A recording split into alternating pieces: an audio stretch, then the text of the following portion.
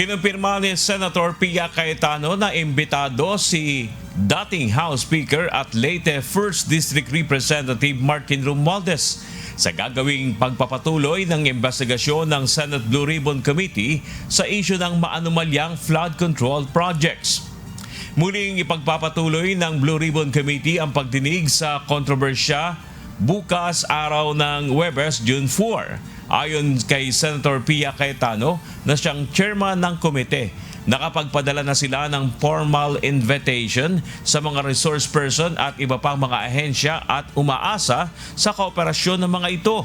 Bukod kay Congressman Romualdez, muli ring inimbitahan ng Blue Ribbon Committee ang 18 nagpakilalang mga dating miyembro umano ng Philippine Marines na sinasabing nag-deliver ng mali-maletang pera sa ilang personalidad na kickbacks mula sa flood control projects.